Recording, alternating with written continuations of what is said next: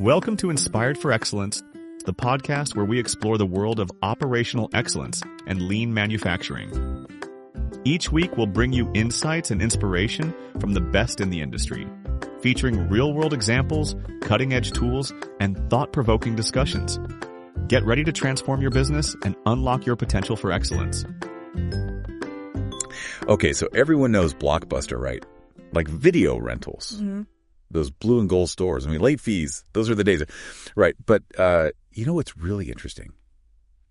Back in 2000, like right at the top of their game, Netflix actually came knocking. They wanted Blockbuster to buy them out. Can you believe that? It's wild, right? So today we're going back in time. It's like a time machine situation, and we're going to use this article from leontalk.org, by the way. Oh yeah. It's called Blockbuster. You know, simple as that. Straight to the point. And we're gonna take a deep dive into this like crazy moment in business history. Yeah. Because I think there's a lot we can learn from it, you know, about business, about innovation, about what happens when you just, you know, kind of stand still while the world changes around you.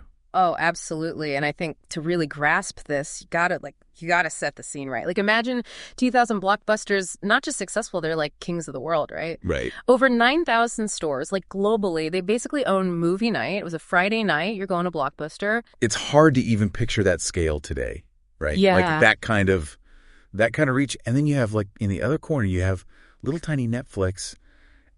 Barely anyone's even heard of them. Right.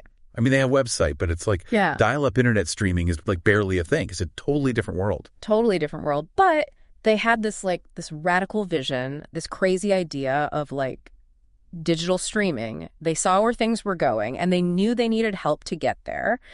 And so Reed Hastings, the Netflix founder, he goes to Blockbuster with this audacious proposal, right? He's like, hey, acquire us. Let's team up. We can take over this whole digital thing together. And Blockbuster basically just laughs in their face. Pretty much. Like they can't even fathom that this little startup could be a threat.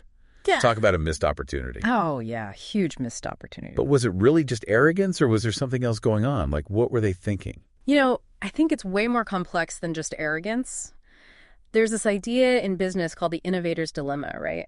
And it's basically this thing where really successful companies, they get blinded by their own success, you know, and they're afraid to change. They're hesitant to embrace new technologies, new ways of doing business, especially if it like disrupts what's already working for them. And for Blockbuster, what was working was those physical stores and those sweet, sweet late fees. Right. So even if they saw like a glimmer of the potential in streaming, their whole business, their whole culture was built around this model that was about to become obsolete. Like the dinosaurs. It's exactly like the dinosaurs, right? Yeah. It brings up this other point, too, which is like organizational inertia. It's tough for big companies to change direction, right? They're like these giant ships. Takes a lot of effort to turn them around. You know, there's going to be internal resistance. And it's not just about having a great idea. It's about being able to actually execute it and having the will to do it. And for Blockbuster, that would have meant like dismantling this whole system that was making them tons of money. Exactly. That's a tough call, even knowing what we know now, right? Yeah. So what happened? I mean, everyone knows the ending, right?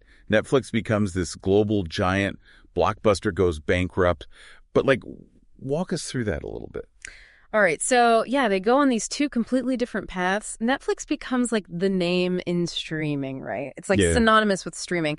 They built this empire on the foundation of Blockbuster's rejection, you could say. Wow. And Blockbuster, they tried to adapt. They even launched their own streaming service.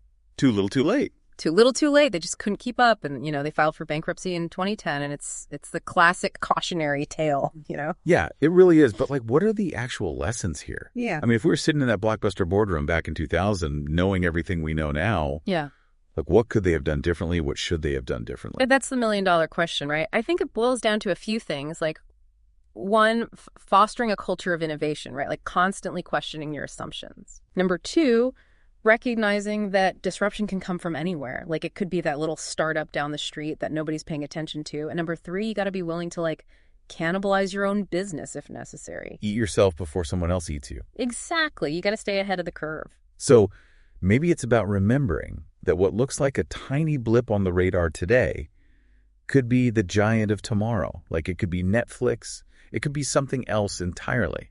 Absolutely. So think about that in your own life, in your own work. What are those blockbuster moments lurking out there right now? What are those little disruptive ideas that you might be overlooking? What changes are happening around you that if you embrace them could lead to something amazing? Something to think about. Definitely something to think about. That's our deep dive for today. Thanks for listening. Thanks for having me.